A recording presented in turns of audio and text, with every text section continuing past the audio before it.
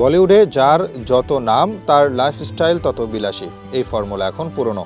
কিন্তু বিলাসিতার খেলায় কে কাকে টেক্কা দিচ্ছে সেটা বোঝা যায় তাদের প্রাইভেট জেট দেখলেই। যেখানে আমাদের দেশের সেলিব্রিটিরা এখনও বিজনেস ক্লাসের টিকিটের পেছনে দৌড়াচ্ছে, সেখানে বলিউডের হিরোরা আকাশে উঠছে নিজেদের বিমানে চড়ে। আর সেই তালিকায় কাকে আপনি নাম্বার 1 বলবেন? আগে সব শুনে নিন। অজয় দেবগন, এই নাম শুনলেই চোখে ভেসে ওঠে একটা রাফ অ্যান্ড টাফ ইমেজ।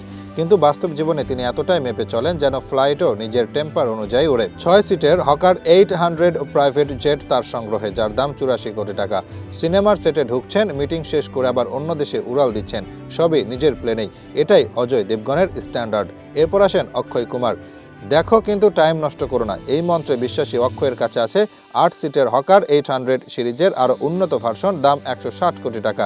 যে লোক বছরের মধ্যে 10টা সিনেমা করে ফেলে তার জন্য সাধারণ ফ্লাইট মানায় না, বুঝতেই পারছেন। শুটিং হোক বা পারিবারিক ভ্রমণ, সবই তার এই ভাসমান প্রাসাদে। এরপর অমিতাভ বচ্চন, তিনি তো বলিউডের শের, আর তার বাহন 10 সিটের বম্বার্ডিয়ার চ্যালেঞ্জার 300, দাম চুপচাপ 260 কোটি টাকা। বয়স যাই হোক, চলাফেরায় কোনো আপোষ নাই।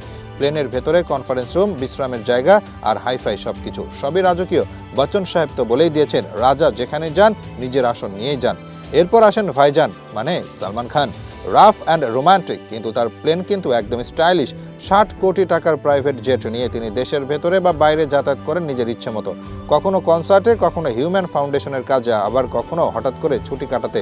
সবকিছুতেই তার প্রাইভেট জেট একেবারে সাজানো প্রস্তুত থাকে। শাহরুখ খান, ওনাকে বলিউডের বাদশাহ বলা হয় শুধু পর্দার জন্য না, বাস্তবেও তিনি একজন জীবন্ত কিং। তার ব্যক্তিগত প্রাইভেট জেট গালফস্ট্রিম 550, যার দাম শুনলে আপনার হাওয়ার মধ্যে হাই প্রেসার পড়ে যাবে। 510 কোটি টাকা। এই বিমানে আছে 16 জন বসার জায়গা, full flat bed seat, high speed WiFi, conference room আর এমনকি কিচেনও। মানে শাহরুখ খান শুধু উড়েন না, উড়ার মধ্যেই অফিস করেন, খাওয়া দাওয়া করেন, রেস্ট নেন, সবকিছু এক বিমানের মধ্যেই।